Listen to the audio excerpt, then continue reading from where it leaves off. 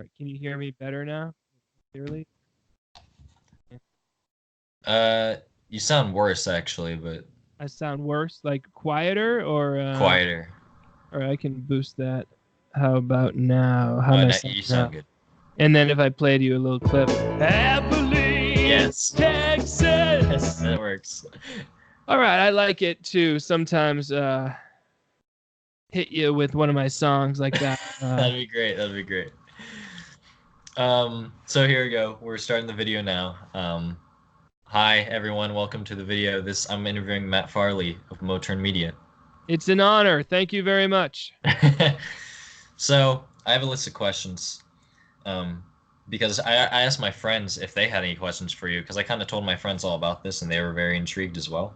Mm-hmm. My first question is just why? Why create 20,000 songs and why do this, big thing with different band names and just why? Okay. Well, one of the reasons why is that exactly your reaction. Nothing's funnier to me than someone when all of this dawns on them about what I've done, just to see them be like, "What? Like what? What?" Just it's cool to have created something that's so monstrous that it's almost hard to fathom. Like you can't. You're like, what do you mean one person has put out 20,000 songs? That like Yes. and then as you dig into it, you discover all these little fun little things that they crack me up, at least. Fun. For instance, the guy who sings songs about cities and towns. That's one of my pseudonyms. I think I'm up to about 80 now. Wow.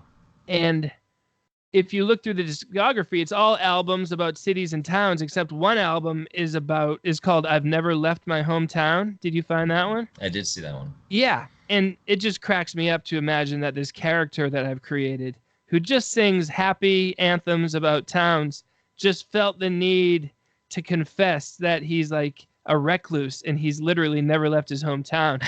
So it's that. But I mean, also just as a completely independent artist, in my basement here in the suburbs, I realized like I got to do something. I got to do something to stand out. Most successful musicians have teams of promotions people working, like making billboards and commercials and getting your song placed in TV advertisements and blah blah blah.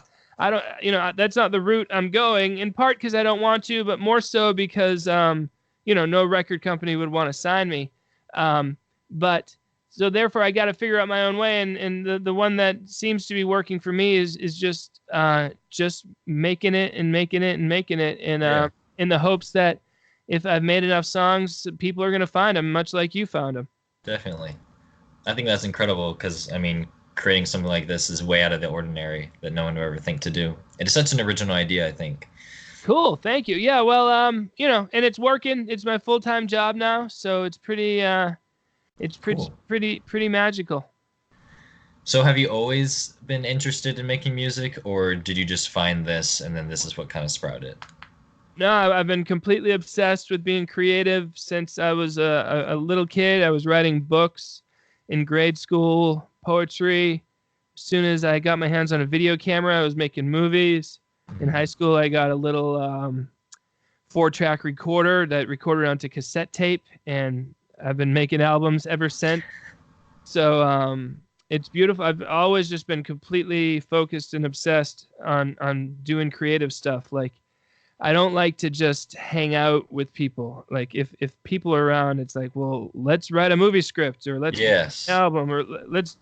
There's a lot of just hanging around, in life, and it drives me crazy. And I'm just like, we should be, rather than just spending a night doing nothing. Imagine if we made a short movie tonight. Now we'll never forget tonight because we have this movie that we made of it. So that's been my approach from day one. The trick was figuring out a way to make money off of it. Like, I've only been doing this full time since 2017. So I was working a full time job and everything, and chasing my dream. I'm very much the same way. I try to create just different YouTube videos to remember times and sprout my ideas into something that I can watch back and look at when I'm older. So yeah, it's so much fun to look at the old stuff, and frankly, I just like the people that I'm friends with. I feel like we have a unique viewpoint of life. I think we're all interesting people, and the world should know. Yes. So I'm happy to just put it out there and be like, hey, this is what we're doing. Yeah, because I've created on my YouTube channel. I've done this web series for the past like 2 years, and it's just me and my friends. We're kind of playing different characters, and there's different plot lines and stuff. But it's kind of like a time capsule of my high school days. That when I'm really older, my kids can watch and see me when I'm 16 years old. Like there I was. This is what I was doing. So I kind of like that. Just have that on YouTube and never be gone. Well, bad news. Your kids won't watch it. They're like, we don't want to watch it. Yeah, they're gonna be like, it's. But it's young. It's still good to have it out there.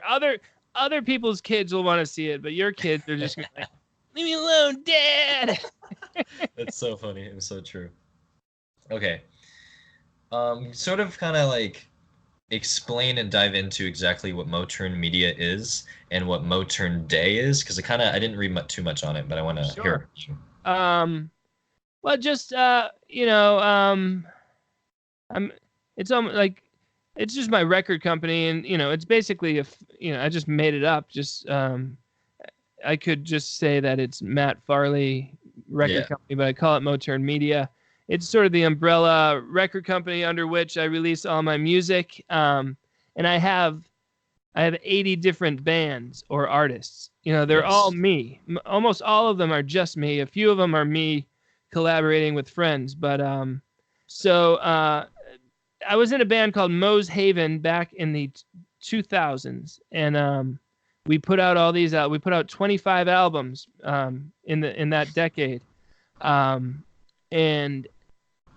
we were releasing them on iTunes and then Spotify once that came around, and no one was really paying attention, I noticed, except for the weird songs. We had we'd do an album with 10 just like more or less straightforward rock songs, and then one weird one, just because we couldn't help it. We're a silly band.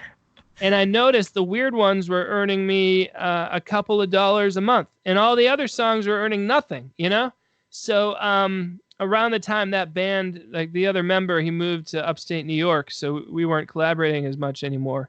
And it was like a turning point in my life. I was almost 30, and it was like, all right, you've been in this band through your 20s, you put out albums, almost no one listened to them, you should quit. And I said, no.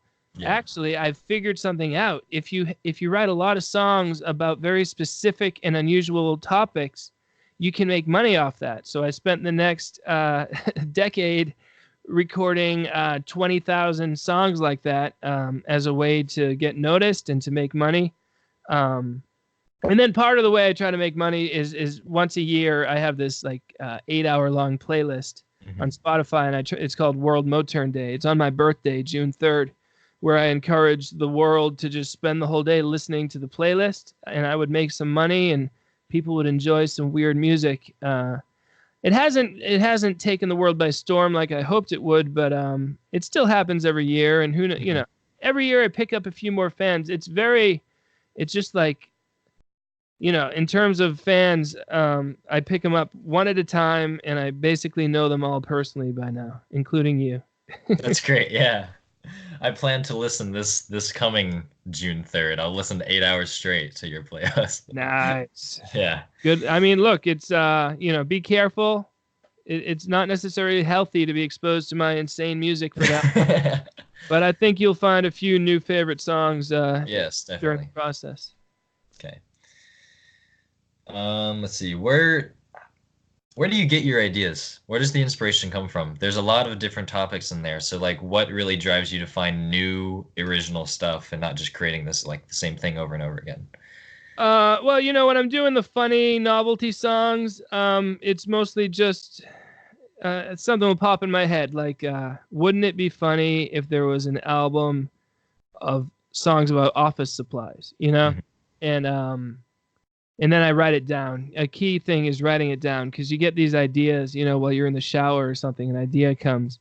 And if you don't write it down, like as soon as your hand is dry, type it into your phone so you don't forget. I have like a file on my phone of album and song ideas, just because, so then when I'm down here writing, I don't have to worry about what to write about. I just go to my list and then boom. And then in the marketing department, it's like I try to think of topics that maybe people might search for on Spotify or iTunes, Yeah. But yeah, then when I'm writing quote unquote like more regular songs, more just not necessarily super silly, just good songs. Again, I just I keep a notebook, especially if I'm watching TV. I'll have a notebook in front of me, and just based on if I hear a line from a show that like I'll just write it down, and then after I've been watching TV for 2 hours, I have a whole page of a notebook filled with all these words and phrases, and then when it's time to start writing, and I don't know what to do, I just open that page and look at a phrase. Like by then, I've forgotten where I heard it and what the context was, but I use it as a springboard to start writing. Yeah, that's great. Writing things down has definitely helped me too, because I always seem to forget all my ideas that pop into my head, and I was just like, oh, you remember part of it, but writing it down helps a lot. Yeah, often I find they come while you're doing like monotonous work. If you're mowing the lawn or shoveling the snow or taking a long walk or something, it kind of frees up your brain to just kind of travel around and for ideas to come. But if you don't write them down, they go away. And then I think if you keep doing that, they just stop coming. They're like, you know what? Your brain's like, you know what? I'm going to stop giving you great ideas. You're not using them. Yeah. That's great. Does it get tiring though? I'm sure you enjoy this, and this is your passion. Obviously, it's your full-time job. But like, does it get tiring? Honestly, like creating just new songs all the time. Yes, it gets exhausting for sure. And there's even the part of me who, when I'm about to go downstairs and start writing, part of me is like, yeah, just lay down for a little bit. You need a little rest. Go get lunch. You deserve lunch, And then I have to be like, no, you don't deserve lunch. Go earn lunch downstairs. So there's the internal struggle always going on right there. And then when I'm down there, I mean, I have a TV down here, and it's happened. I've sat down here to record songs, and then 2 hours later, I've just watched a whole movie, and then I'm like, "You're pathetic. Get to work." But one thing that I find works for me is if I'm gonna procrastinate, I do it right next to my equipment, so that once the procrastination's over, the equipment's right in front. Here's the keyboard. Here's the recorder. Like, got to do it, So it's just little stuff like that, and it's amazing. Even I put out 20,000 songs, and I swear even I have days where I'm not very productive. So it can be done, because the little secret that a lot of people don't like to admit is that they watch about 8 hours of TV a day. Most people are literally watching TV 8 hours a day. I'm not joking, and cut that down to 5 hours a day, and boom, you've just given yourself 3 hours to work on a project. Yeah, definitely. I get distracted easily too, especially with schoolwork, because you got it. Well, meaning that the schoolwork distracts you, or while you're doing I'm distracted from my schoolwork because I'm not motivated to do it. Right, I know. Well, that's part of, like, if you're not into it, then it's even worse. Yeah. But the beauty of school, I think, is like it trains you to the point where you at least can get done the stuff that you don't want to do. And if you can train yourself that well, then by the time you're out on your own and maybe you can do the stuff you want to do, then you know how to do it, sort of, Mm-hmm. Yeah. I don't know. Is there a songwriting process, or is it literally just coming up with the words and seeing what works? Well, there's different approaches. I can just kind of bang on the keyboard until I find a set of chords that I like, and then start thinking about the melody and the words. There have been other times where the idea for the topic comes first, and I might write out all the words, and then go back and find music for it. I find the best for me. What works the best is if I come up with a melody to start. Like a melody comes to my head, and I got that. Then I make the music around the melody. But all those, I guess those are the three ways it can be done, and no one way is correct. Just whatever's working, and then if I've written 1,000 songs a certain way, time to try it a different way and just see what comes out. Also, I play guitar and piano, so different types of songs come out of the guitar when I'm doing that. Yeah, mix it up. So I try to keep it mixed up, and I'm sure people can say like a lot of my songs sound similar, but I try to find a chord that I don't normally use or change keys, blah blah blah. Just try to find ways to make each one different. Yeah. I'm sure they'd say the names ones sound similar, but like with all the other stuff, that's the same song over. I'm just singing names. Johnny, Johnny, Johnny. Those are the moments where I'm like, what am I doing with my life? I think it's hilarious. Good. Well, I appreciate it. Thank you. When I first found it, and I literally looked through. I was like, all right, let's look up my friend Christian. It was like the Christian song, and then I was looking through all the names of my friends, and they loved it. They thought it was hilarious. And hopefully there's the moment for you where you're like, wow, this guy is committed. He is. I was. That's why I wanted to do this, because when I found it, I couldn't believe it. Thank you. Do you have? I know it's hard, but do you have a few favorite songs and albums? Because I mean, there's 20,000. To pick a few favorites would be difficult. Yeah. For silly songs, I like "Poop Into a Wormhole." Have you ever heard that one? I didn't. I listened to the fingernail one. "Poop in My Fingernails." That's a good one too. That's a real good. Poop Into a Wormhole. I just think that's hilarious. And like I do celebrity songs. The one I did about Charles Darwin, that cracks me up every time I listen to it. And then I call them my no jokes songs, just like the songs that aren't just silly. They're just plain old good songs. Yeah. I have a playlist on Spotify called No Jokes, the best of Motern media. It's 131 songs that are just good. They're just good songs. Can I play a real quick clip? Go ahead. Right, I'm real happy with this one. It's called "When the Beat Gets Settled" by The Big Heist. Bass plan in the basement. Might I offer a replacement? You threw a dude from the base camp. You made it through without a tramp stamp. I'm proud of you mostly. Come here, pick up your trophy. You are a masterpiece and a catastrophe. And I'll always catch what you're throwing on me. Hot nights, not nice, not quite. I think you've been here once or twice. When your mama's around, we'll be polite. But your mama can't stick around all night. You are a masterpiece. It goes on, but yeah, it's a little more involved than the Christian song, Yeah.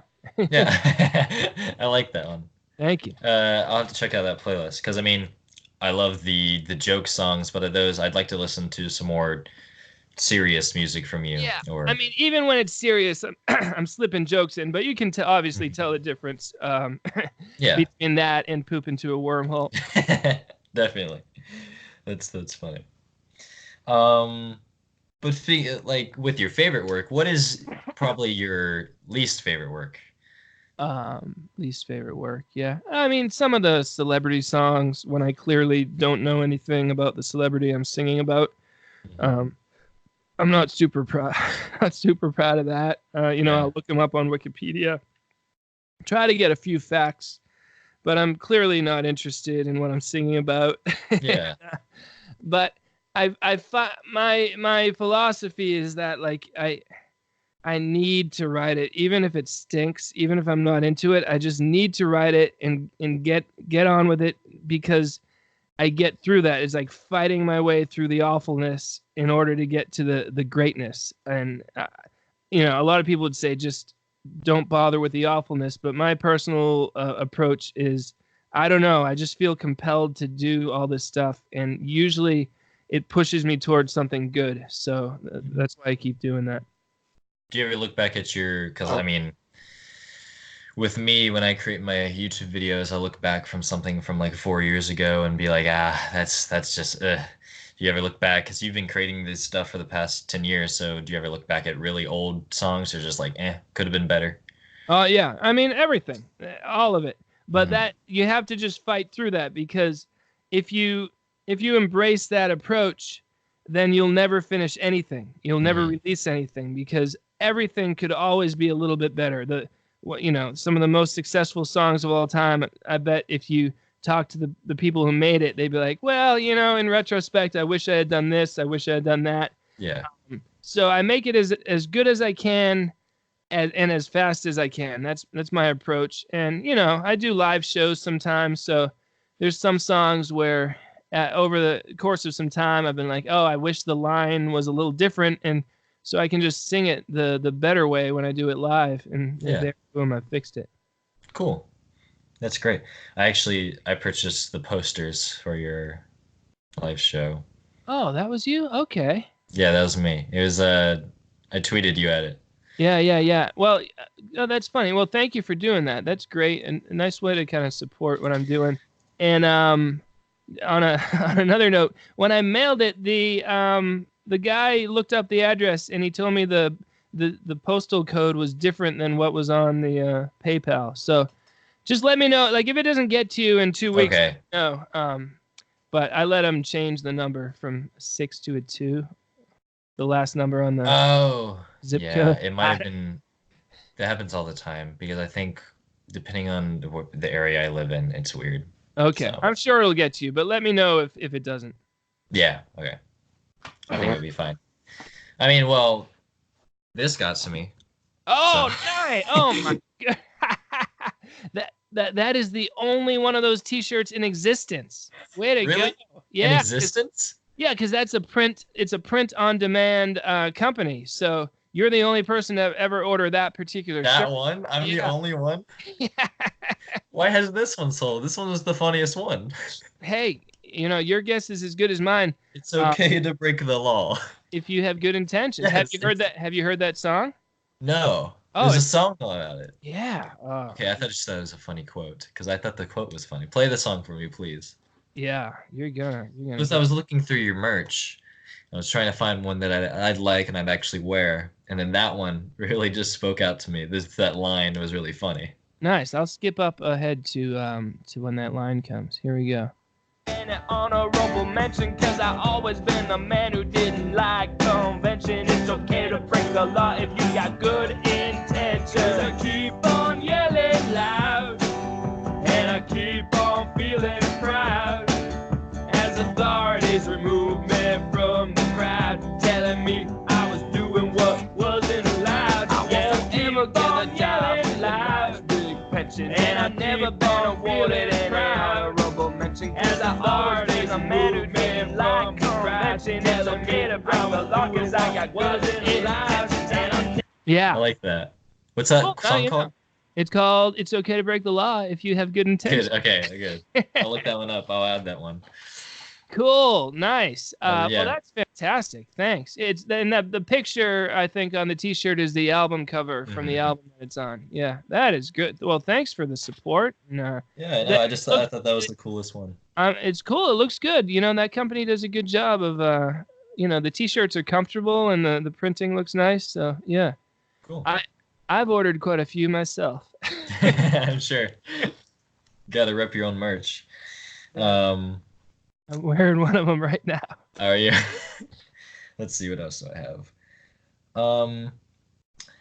When I first found you, I kind of compared you to other artists that I think you're similar to, which, like, but I can only compare you to people that are, well, honestly, like I think you deserve more fame than you have because you aren't very popular on the internet.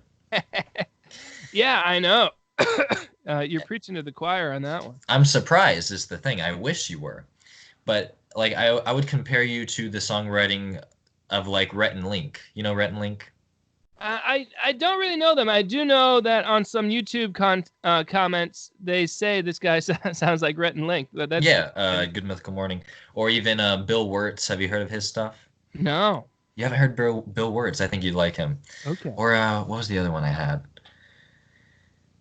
I don't know. But those two in particular, they Bill Wirtz creates just funky music, and it's insanely popular because none of it makes sense. Uh-huh. Um, and then Rhett and Link's songwriting sounds similar to yours, and they're mildly popular, like millions of followers. And I'm. Do you think there's any particular reason why you don't think you've grown as much, or it's just because there's so much of it? Yeah, I don't know, and it could be that there's so much that people just they turn away and they say like they wash their hands of it. But I don't know, like now Rhett and Link, how did they get popular? Were they on TV or YouTube or They just started doing YouTube, but they've been doing it. Well, they've been doing it for at least the last 10 years. So, I mean, I don't know. But they've just been doing, they did Good Mythical Morning, which is their morning show they do every day. But they started writing silly songs, like a song, the Belly Button song. That's one of their more famous ones. But it's just silly stuff like you. And that's why I think you deserve more fame than you have because you write very similar stuff like that. And I think if more people just knew about this whole thing, they would be very interested in it. cool? Well, thanks. And yeah, I mean, I'm doing okay. I don't, you know, it's a full-time job, so I'm pretty happy with that. And but of course, I would love more fame. I'm desperate for it. You know, any chance I get, I'm promoting myself Yeah. like strangers on the street. And look, Rhett and Link, watch out! I have 2 songs about belly buttons. Here's one. Really? Oh no, this is belly. Belly, That was just belly. Let me find belly button. Right. It's called the belly button song, and then parentheses belly button, yeah, navel, yeah. Ooh, this is a sad song. Oh no.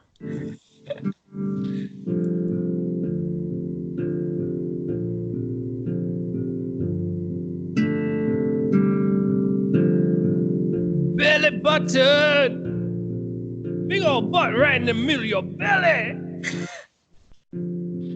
It's so funny. Everybody got a big old belly button right there in the middle of your belly. Some people call it a navel. I call it belly button. Well, that's why they're more popular. Who calls it a navel? I've never heard that before. You've never heard that? Navel. Yeah, that's like the more technical term for the belly button. I guess that would make sense. Yeah. I don't see a doctor looking at the patient being like, well, right here on his belly button. Exactly. It just doesn't sound professional. No. So yeah, I don't know. I'll take it. I'm not going anywhere. Life is long. I'm 41 years old, and there's still a chance for world domination. But I think part of the problem is that people don't necessarily know. Like my most popular band is the Toilet Bowl Cleaners because of all the poop songs. And a lot of people who listen to that might not realize that I'm also 80 other artists. Yeah. You know? So in retrospect, I shouldn't use all these pseudonyms, but it is kind of funny the fact that I'm doing it, you know? Well, on Spotify, are all 80 on Spotify? Yeah, all the artists are on Spotify. All 80 are on Spotify? Oh yeah. I've tried to find them all. Yeah, they're all up there. And what's funny is like if you click on the Toilet Bowl Cleaners on Spotify and then you click on related artists, Yes. they're almost all me using different names. I've seen that's how I found most of them, just the related artists. But I've only followed probably like 20 because I can't seem. Yeah, some of them like I do sports bands, like the San Diego Sports Band, and then I do that for like every town and whatnot, every sports town at least. So it has limited appeal. I think one of my favorites is the Sorry Apology Person. Oh yeah, yeah, that's a good one. All the sorry songs. I should do more of those. You really should because that's probably one of my favorite ones. Just the very detailed apologies. It just Very makes specific. it Yeah. cracks me up. Um, let's see. We'll go back to my questions. What is Freaky Farley? I've seen it all over your Twitter, but I haven't looked into it. All right. Well, not only have I recorded 20,000 songs, I've also made like 7 or 8 or 9 feature movies. Wow. With a similar kind of approach, a similar homemade approach to making movies where it's just I'm usually the main character. It's a full like most of them are right around 90 minutes, and Wow. they're we write out the whole script and then sometimes we spend a month of basically filming like nonstop, or we stretch it out over the course of a year, like a weekend here, a weekend there. But it's a very very involved process. As you know from doing your videos on YouTube, it's a lot of work. Mhm. Even if you're just improvising stuff, it's just getting people together. Oh, And so yes. Freaky Farley, we actually shot on film as opposed to like video. It was like old Wow. fashioned 16 millimeter film, which is insane. It's expensive and crazy, but we wanted to make a movie that looked like our favorite like 1980s cheesy horror movies. Yeah. So we got this old camera and we ordered a bunch of film. We had to get it like developed and whatnot. But that's streaming on Amazon Prime, and Okay. especially in October we try to kind of push it. Um, but yeah, the movie we're making right now is called Metal Detector Maniac, and that one's gonna be done in October of 2020. Got it. Yeah, it's crazy. The movies don't make any money at all, Yeah. but they're out there, and if it caught on, it would be cool because if people like one of the movies, they got a whole bunch of other ones that they can discover too. Slingshot Cops, don't don't let the River Beast get you. Druid. Slingshot cops. That one sounds interesting. Yeah, well, it's one of those things. Like sometimes you get this idea. You're like, wouldn't it be funny if my wacky uncle was the lead of an action movie? Have you ever had wacky ideas like that? Yeah, definitely. Yeah, so we had that idea, and then we actually spent like 4 years writing the movie, filming the movie. That's My uncle can't remember more than about five words in a row, so we would have to break up his lines. If the line was like, "I want to go to the table to eat," we'd have to break it up. So he said like, "I want to go to the table," and then we'd cut and then reset up, and then he'd say to to eat. eat. We'd have to like splice it Oh, together and like cut away to the table or something to try to make it smooth. But it, for those in on the joke, it's super fun to watch these movies because it's not trained actors. It's just regular oh people yeah. in these, in a weird action movie. And it's a lot of work, but I'm gonna keep doing it. Yeah, that's great. With the web series that I've been doing that I just ended actually. I just ended it recently, but Mm. it's called Life of Caden or Mhm. less Life with Caden. I can't believe I messed that up. Okay, so Life with Caden. I know I've been doing this for forever and I've just messed up the name. Been doing it for the past 2.5 years. It was a thing.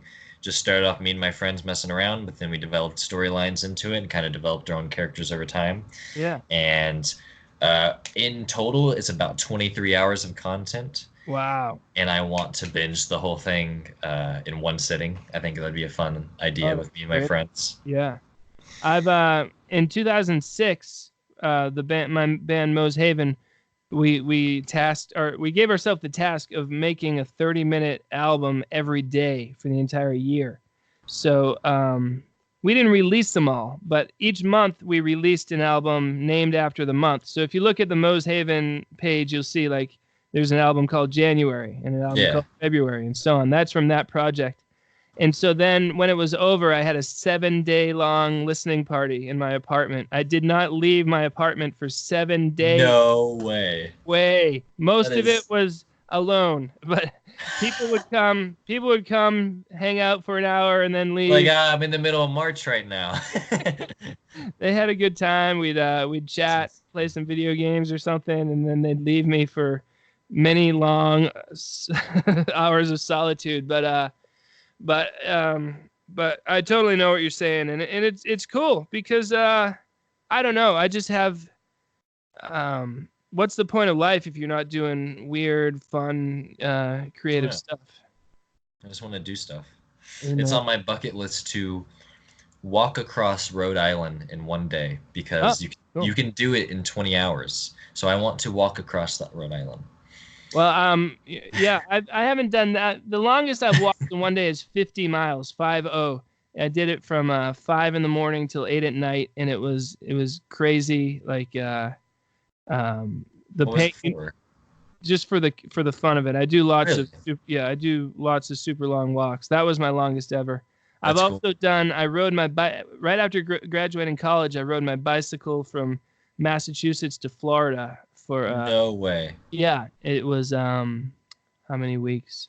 3 weeks and 2 days. You know, I had been saving up money from my on-campus job, and right after graduating, hopped on the bike, stayed in a cheap motel every night. I rode anywhere from like 60 to 120 miles every day. It was so much fun. That's good. Did you fly back? My parents scheduled a road trip to Florida to coincide, so that right when I finished, they got there the next day, and then I threw the bike in the back of their car. Good. That's cool because this is exactly what the stuff I want to do. Just do stuff that no one's ever done before. Yeah, yeah. And that when you're in your late teens, early 20s, it's a good time to do it. You don't necessarily have a lot of obligations or whatnot, and you can meet so many people older who say, I wish I'd done stuff like that when I was young and I had the time. I did a road trip earlier this year. I work at a place called Mr. Burger here in Abilene. Nice. It's a franchise, but it used to be more popular. Now it's like there's like none left. There's only 5 in total. Wow. So I did my research on where these other 5 were located, and I did a road trip. I went to all of them in one day. And the farthest one is in Oklahoma, so not too north from here. Yeah. But it was about an 8-hour in total drive to each one, and I got to visit and I got to say, hey, I'm from the other Mr. Burger, and it was just a fun trip. And now I can say that I'm one of the only people that's been to all the Mr. Burgers in the span of like 8 hours. Yeah, I totally get it because ultimately there's not that much to do. So if you just create these weird quests for yourself, it makes life that much more interesting. Yes. And a good road trip or just trip in general is to Massachusetts to see one of my shows. Just throwing that out there. I thought about that. I actually thought about that because I was looking at you have shows up until next September. Right. And I plan on going to New York next summer to see my friend. Oh, and I cool. thought about why not drive down to Massachusetts and Yeah. Well, yeah, I mean, yeah. So you're gonna drive to New York or what? No, I'm gonna fly up there. But Yeah. then Well, you can take a train. It's easy to take a train or a bus to Boston, and then a train will get you from Boston to just a few miles from the venue. No Yeah. pressure, but that would be awesome. that'd be cool. I'd love to. Yeah. But do you plan on doing shows like after like you just have the list for the next year? Even after that, do you gonna continue to do live shows? I mean, once a year I do this thing called the Extravaganza, where it's 5.5 hours of me of performance, me and my 3 friends up there on stage. That's like the crazy once a year thing that we try to. That's next October of 2020, is the next time we do that. So there's that. I'm gonna keep doing that every year. The monthly shows, I'm giving it I think 14 months, or no, even more than 4 plus 12, 16 months worth of it. So by next September, I'm gonna just see like how it's going. Is it is it worth it? I mean, they're a free show. I'm just renting out the theater and putting on this free show just for the joy of performing, but also in the attempts to kind of create like a cool local scene. Much like you going to all the burger places, it's just like, well, that's a cool thing. You know what else is cool? If like a musician put on a free show in a tiny venue once a month in his hometown. So I'm going to do that for a year. But I mean, if by the end there's only like 4 or 5 people there, I'll be like, all right, Yeah. All right, that's the last one. Yeah. Regardless, I think eventually one day, if you keep doing that October thing, I will come eventually, 1 year. Good. I'll be here. um, let's see what else do I have. How did you get on Jimmy Fallon? How did that process go? Well, the great Jimmy Fallon was looking for a song about Pizza Huts. I don't know why, but he was on Spotify. He typed in Pizza Hut, and he found my song. And he told one of his producers, he said, "Hey, let's get this guy on the show." And the producer called me and said, "You want to be on the show?" I said, "Yeah, I want to be on the show." And a week later, I was in New York in a hotel right near the NBC building. And I was like, this is crazy. And I slept in a nice hotel, went to the whole time, even walking into the building, I was like, this is some kind of elaborate hoax, I give my name to the security. They're like, right this way, sir. I'm like, oh my God, this is really happening. And, the 7 days leading up to the performance, all I did was play that song. I mean, it's a simple song, but I had to make sure I had it down. When they asked me about it, I didn't even remember the song at first. It's called "Used to Be a Pizza Hut." Yeah. But I quickly brought it up on Spotify and memorized it. And it's a funny song. I think it's hilarious because cool. Thank you. Yeah, it's true. It's a true song. If you were to see some place like that get reworked, you couldn't see it anything else as other than a Pizza Hut. Like, I'm sorry. It's not an insurance agency. It's weird how that clip of you is only found on a particular website. Well, they would have to pay. They would have to pay me royalties to keep it up on YouTube, just the way that like the music rights work, apparently. So they had it on YouTube for the first month after it aired, and then they took it down. And so someone put it up on Vimeo. But it happened. I got the pictures to prove it. Yeah. How long ago was that? 3 years ago. 3 years ago. Okay. That was cool. And it's still, when I meet someone, and it's still when I open it. Hi, I was on the Tonight Show. Yes, I met Jimmy Fallon. No big deal. That's really cool. It's really, because when I heard about that, I was like, okay, this guy has to be popular. This guy has to be extremely famous. He won't want to talk to me. But then no. Well, I would want to talk to you even if I was extremely famous. But, no. But, again, if I can make enough money to live by doing this, then that's spectacular. Yes, I'd love more of it. But, 5 years ago at this point, I was still working a day job. So, that's the way I try to look at it. Like, all right, 5 years ago, I was working my day job, and a lot of good things have happened since then. I hadn't been on the Tonight Show, blah, blah, blah. So it goes slow, but it keeps moving forward. But I definitely, when celebrities act like they don't have time for the little guys, I think they're just pretending because they want to create this like illusion of of importance. Like they're too important for the little guy, when in fact they're just sitting around Googling their own name, Yeah. I can see that.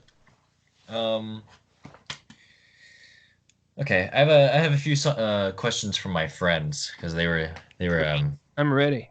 All right, so my friend Christian. So there's been this trend and this kind of a controversy going on social media about the new Alphabet song. Have you heard about this? No, tell me. You haven't? Okay, so what they did is, I don't know who they are. Right. But they reworked the alphabet to, the part that goes LMNOP. Okay, I saw a headline about that. They tried to stretch it out for. They tried to stretch it out where it sounds better and you can actually understand what they're saying instead of just LMNOP. Right. It's like really fast. So my friend Christian wanted to ask you, how would you rework the song to still make it sound like the alphabet tune, right?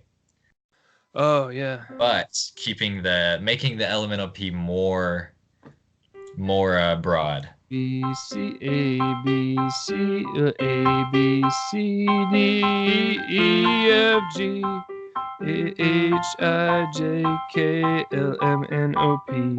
I don't think. I mean, what are they doing in the other? They're like It's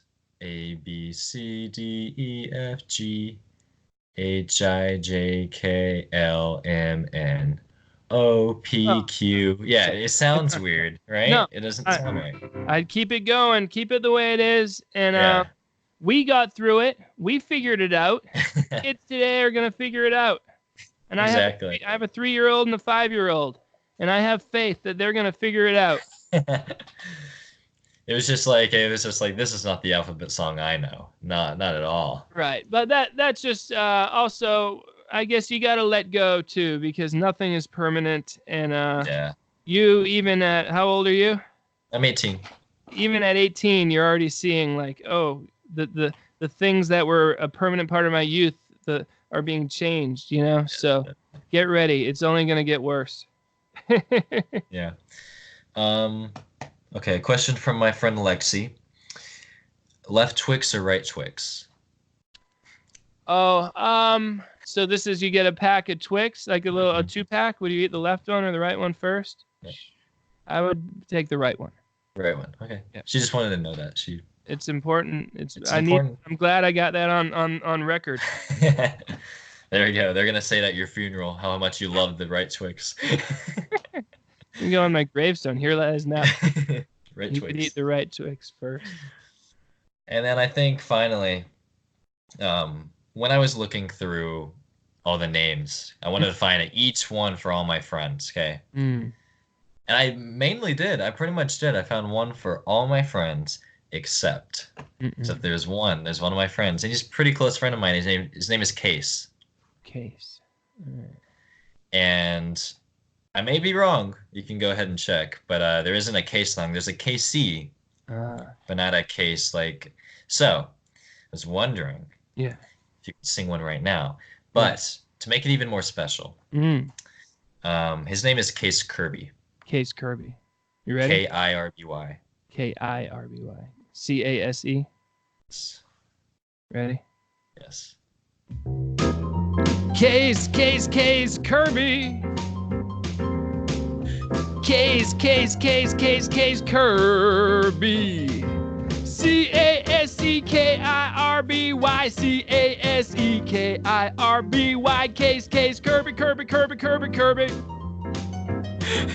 Case Kirby. Yeah, I got that karaoke version. There you go. I'm sure Case. he will love that. Ironically, my name is Caden Kirby, but spelled KERBY. And not related. No, we're not really. People think we are, but I think it's funny that that's why we kind of like we call him Case Kirby. Everyone knows him as Case Kirby instead of just Case. No one really calls him Case. Hey, to both of the Kirbys of Abilene, Texas, road trip to Boston. Yes. Come check out a show. I'll do the Case Kirby song on stage for you. It's a free show. You just have to pay hundreds of dollars in travel. So definitely come check it out. He'll love that song. He'll be very glad. Nice. Yeah, there's pretty much a song for every other my friends. I have a friend named Drew, a friend named Pete, Harley. I have so many friends, and I was like, they're all there. And I even found let's see. Well, there is one. Okay, there is the birthday song, the birthday band for old people. Yeah. But then there's also the Motern Media Holiday Singers. Okay, yeah. That one also has birthdays in it, right? No, the Family Party Song Singers. That one, yeah, that one's it. Yeah. It's crazy. I have a lot of songs out there. Because ironically, my friend Blake, he lives in Dallas. He was just he put on his story. It was his friend Max's birthday. And I guess on Instagram you can look up songs. And I guess he just looked up "Happy Birthday, Max." And ironically, it was you. And he didn't know about this thing that's happening here. And I replied to him like, "Oh, you have no idea. You have no idea what this means." So it's just funny how people might use one of your songs without even like looking into you because they're so broad like that. Yeah, that's the thing. But hopefully then they'll hear me again in a different context and be like, "Wait, is that the birthday guy?" You know? Yeah. In fact, I do custom songs for people where they'll give me lots of specific information, and then I write a completely original song for them. And I've done thousands of them actually. It's not like, in addition to my 20,000 songs that I've released, I've done at least 2,000 custom songs that are not released. Yeah. Like the Case Kirby song. Like the Case Kirby. Actually, they're much more involved than that. But a couple years ago, someone had me do a song for a funeral. Yeah, Oh. I know, and that's a lot of pressure. I had to write this heartfelt, but also kind of happy, trying to look at the bright side of things, song about someone who had died. But I was imagining like people in like a church with that song playing, and just if someone was like, "Wait, is that the poop song? Poop song guy? Is that the guy who sings about animal poop?" Or yeah. Poop in my. That sounds like the poop in my fingernails song. So I was told it went over well, but it was a lot of pressure. It was a lot harder than the Case Kirby song. A few of my favorites were the Tobey Maguire one. I like that one a lot. Right. Thank you. Or even I thought the one about Joaquin Phoenix. Joaquin Phoenix has gone mad. That one was written 10 years ago, and ironically, he's the new Joker. Yeah. So I find that funny that you wrote about him going crazy, and then now he's the Joker. Yeah, well, that's the thing. Sometimes you don't even know. Like, I wrote a song called Katy Perry Kiss Me before she came out with a song called Extraterrestrial, in which the refrain is "Kiss me, kiss me," and a lot of people thought that her song Extraterrestrial was called Kiss Me, and so they'd go on iTunes and type in Katy Perry Kiss Me, and all that came up was my song. That's so funny. So got some traction there. That was that particular month. That was a good month for me, and it was just totally by accident. Yeah. That's funny. Yeah. But yeah, I don't think I have many questions left. I just wanted I think we did great. Those were good questions. Thank you very much. A lot of people, even like professional, TV and radio and journalists, come to the table with much worse questions. And you're well on your way. So you said you have 2 kids? 2 kids and a wife. I live in the suburbs, Danvers, Massachusetts. Mm-hmm. I'm like a house husband. My wife works 4 days a week, so when she's working, I'm in charge of the kiddos. I got to bring the kindergartner to school and pick him up, and then me and the 3-year-old are just hanging out, having a grand old time the rest of the time. And then when she gets home, we have like 5 minutes of being a family, and then I'm like, well, I'm off to work, and I go downstairs and I sing weird songs in the basement. Tunes.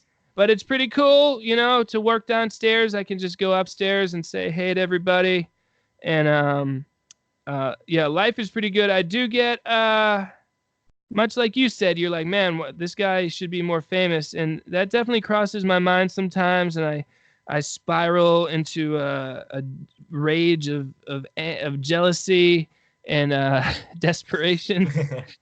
And especially when I'm listening to my own songs, I'm like, these are so good. Ah! Yeah. Why doesn't anyone respect me? But that's when I need to breathe deep and think about. I've been on the Tonight Show. I shook hands with Jimmy Fallon. I have not washed this hand since then. And life is good. It's my full-time job. Breathe deep, and life is long. And honestly, like people like you, you're 18. There's kids 8 years old who are listening to my music, and by the time they're 25, they're going to be ruling the world, and sort of like, so maybe the next generation that gets a little bit older will treat me with the gosh darn respect. You're going to be one of those people that gets more famous once you're dead. Yeah, that's what's going to happen. Okay. Give me a decade. Give me a decade of life during which I can enjoy it. Yeah, there you go. Well, thanks so much. This has been great. Thank you for letting me talk about this. Let me interview you and just say bye to the viewers. All right. Bye, everybody. Thank you so much.